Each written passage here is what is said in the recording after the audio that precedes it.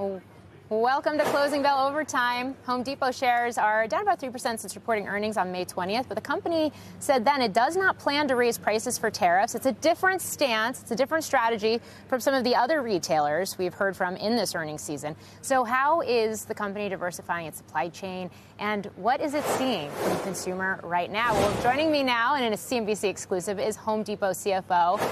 He is a CNBC CFO Council member, Richard McPhail. Richard, it's great to speak with you. Great to speak with you. Thanks for having me, Morgan. Let's start right there, because it did get a lot of attention when you released earnings a week and a half ago. The tariff strategy, or I should say the strategy to not react to tariffs and instead take market share. Well, it's important to know that over 50% of the products that we sell, we source in the United States. And over the last decade, we've had a strategy of diversifying our supply base. You know, we have exceptional relationships with our suppliers, and they've worked hand in hand with our merchants over that period of time to truly diversify the footprint. And so we're in a position now where within 12 months, we expect that no single country outside the United States will represent more than 10% of the products that we purchase. Which is a pretty incredible stat. Are you also investing more into the U.S. in terms of the supply chain as well, simultaneously? That's coming and coming gradually. We are seeing certain categories that have migrated back to the U.S. that might surprise you. Power tools manufactured in the United States, luxury vinyl tile manufactured in the United States.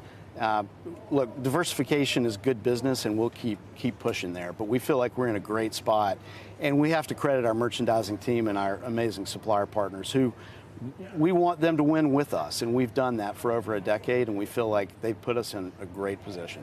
So what are you seeing across the home improvement landscape? Because you cater to homeowners and renters, but you also cater to pros as well, and perhaps that business has been a little more sluggish. Well, start with the consumer. So our consumer is the homeowner, and they're in really solid financial position. You think about it, they're employed, they've enjoyed strong income growth over the last few years, and they've seen their home prices increase by over 50% since 2019.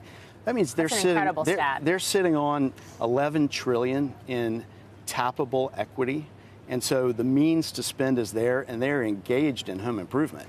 At the same time, when you think about housing more broadly, look, we know there are challenges in housing. Affordability is an all-time low, and at the root of that is this deficit in housing. We're facing one of the largest deficits we ever have as a nation. We think that we're somewhere between 3 and 4 million homes short of where we need to be. And so we're here to talk to people about what we can do to encourage home building and close that gap.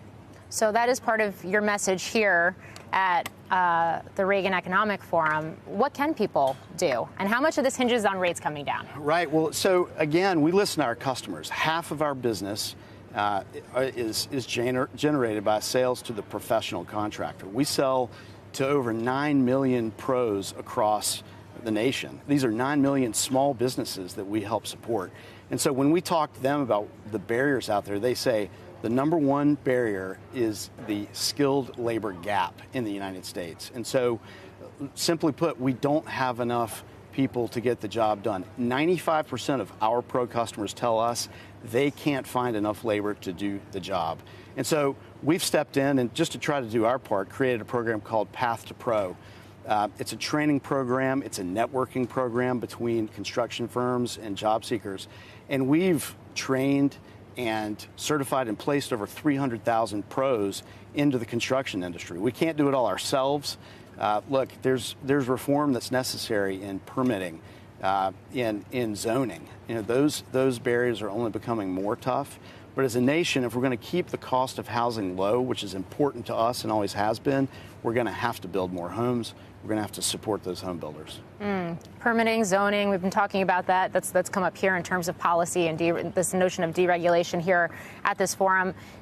Are you tracking immigration as well and some of the shifts we've seen there, too, as you do look to get more workers out into the workforce who can become Home Depot customers? Look, we just think there is an untapped source of labor in the U.S. that is waiting to be told this is a great job.